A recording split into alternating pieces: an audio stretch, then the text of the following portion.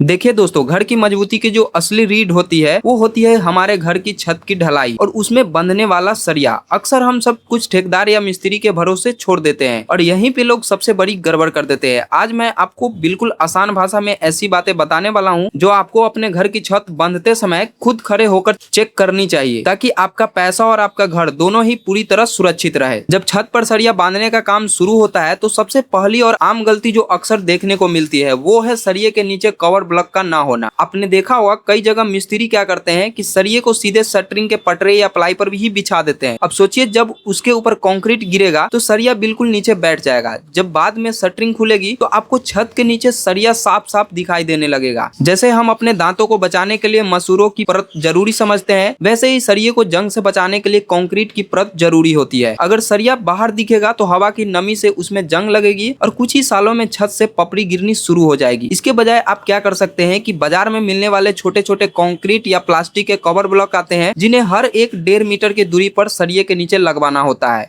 इससे सरिया थोड़ा ऊपर उठ जाता है और कंक्रीट उसके चारों तरफ अच्छे से भर जाता है। अब अगली गलती आती है सरिये की दूरी यानी कि स्पेसिंग को लेकर के। मिस्त्री लोग क्या करते हैं कि काम जल्दी निपटाने के चक्कर में या फिर लापरवाही में सरिये के बीच की दूरी नजरअंदाज कर देते हैं। कहीं पे दूरी 5 इंच रख देते हैं तो कहीं पे 8 इंच या 10 इंच रख देते हैं। यही चीज लोग समझ नहीं पाते कि अगर सरिये के बीच का गैप एक बराबर नहीं होगा तो छत पर जब वजन आएगा यानी कि लोड आएगा तो उस पे जो है लोड अच्छे तरीके से बराबर नहीं बट पाएगा। जिस हिस्से में गैप ज्यादा होगा वहां से छत लटकने या क्रैक आने का चांस बहुत ज्यादा होता है। आपको बस इतना करना है कि ड्राइंग के हिसाब से मान लीजिए अगर 6 इंच पे अगर दूरी तय किया गया है तो मिस्त्री को बोल करके आप जो है हर एक जगह जो है 6 इंच के स्पेसिंग पे ही आप जो है सरिया बंधवाएं। इसी तरह जब हम लंबा कमरा बनाते हैं तो छत को सपोर्ट देने के लिए क्रैंक बार यानी कि जिसे हम गाँव घर में कतरनी या फिर बेंट बार बोलते हैं वो दिया जाता है। ये छत के कोनों को मजबूती देता है ताकि वहां से छत कभी झुके नहीं। लेकिन ज्यादातर साइट पर मिस्त्री क्या करते हैं कि क्रैंक को गलत जगह से मोड़ देते हैं या फिर उसका एंगल इतना कम ज्यादा कर देते हैं कि वो सिर्फ नाम का क्रैंक रह जाता है। कुछ लोग तो पूरे कमरे को सीधे सीधे सरिया का जाल बिछाकर छोड़ देते हैं। यह वैसा ही है जैसे किसी पुल के नीचे पिलर तो दे दिया लेकिन उसे आपस में जोड़ा ही नहीं। क्रैंक हमेशा दीवार के सपोर्ट से एक तय दूरी पर ही मुड़ना चाहिए ताकि वो लोड को सही से बीम में ट्रांसफर कर सके। छत की ढलाई में एक और बहुत जरूरी हिस्सा होता है बीम का सरिया। जब दो बीम आपस में मिलते हैं या जहां कॉलम होता है वहां सरिये का आपस में बांधने के लिए लैपिंग दी जाती है, यानी एक सरिये के ऊपर दूसरा सरिया चढ़ाकर बांधा जाता है। यहाँ लोग क्या बड़ी गलती करते हैं कि सारे सरिया को एक ही जगह पर बिल्कुल आमने सामने काट देते हैं और वहीं पे लैपिंग दे देते हैं। आप खुद सोचिए कि अगर किसी लकड़ी को बीच से काटकर वहीं पे दोबारा जोड़ेंगे तो सबसे कमजोर पॉइंट बन जाएगा। कंक्रीट के साथ भी यही होता है। अगर सारे जोड़ एक ही जगह पर आएंगे तो भूकंप या भारी लोड आने पर बीम वहां से क्रैक हो जाएगा। वैसे दोस्तों, घर बनाने में सरिया और सीमेंट का सही हिसाब लगाना बहुत जरूरी है। इसलिए मैंने एक house construction cost excel sheet बनाया है जिसमें सिर्फ प्लॉट का लंबाई और चौड़ाई डालते ही पूरा खर्च निकल जाता है। बिल्कुल एक क्लिक में आप जो है एस्टिमेट बना सकते हैं, जिसका लिंक जो है मैंने कमेंट सेक्शन और डिस्क्रिप्शन में दे दिया है, तो इस एक्सेल शीट को चेक जरूर कर लीजिएगा। अब बात करते हैं इसी लैपिंग की। तो इसका सही तरीका यह है कि जोड़ों को हमेशा आगे पीछे यानी कि अल्टरनेट रखना चाहिए ताकि एक ही जगह पर सारा लोड ना आए। पांचवी और आखिरी गलती जो अक्सर लोग अनदेखा कर देते हैं वो है बाइंडिंग वायर यानी कि पतले तार से सरिये को बांधने का तरीका। मिस्त्री लोग क्या करते हैं कि एक एक गैप छोड़कर सरिये को बांधते हैं, जिससे आधा सरिया ढीला ही रह जाता है। जब ढलाई के समय लेबर उसके ऊपर कंक्रीट की भारी परत लेकर दौड़ती है या वाइब्रेटर चलता है तो वो पूरी सरिया जो है अपनी जगह से खिसक जाता है। अगर सरिया ही अपनी जगह से हिल गया तो जो डिजाइन और मजबूती सोची गई थी वो पूरी तरह खत्म हो जाती है। इसके बजाय आपको हर एक ज्वाइंट को अच्छे से डबल तार का इस्तेमाल करके कसकर बांधना चाहिए ताकि पैर रखने पर भी सरिया जरा सा भी ना हिले। तो दोस्तों, घर रोज रोज नहीं बनता। जब भी आपकी छत की ढलाई होने वाली हो तो शटरिंग साफ होने के बाद और कंक्रीट गिरने से पहले इन छोटी छोटी बातों को खुद खड़े होकर जरूर चेक कर ले। आपका थोड़ा सा समय और सतर्कता आपके घर को सालों साल के लिए मजबूत बना देगी। अगर आपको लगा हो कि इस जानकारी से आपके पैसे और घर की मजबूती में मदद मिलेगी तो इस वीडियो को अपने उन दोस्तों या रिश्तेदारों के साथ शेयर जरूर कीजिएगा जो अभी अपना घर बनवा रहे हैं। आपके मन में कोई भी सवाल हो तो नीचे कमेंट में जरूर पूछिएगा। मिलते हैं अगले वीडियो में, तब तक के लिए बाय बाय।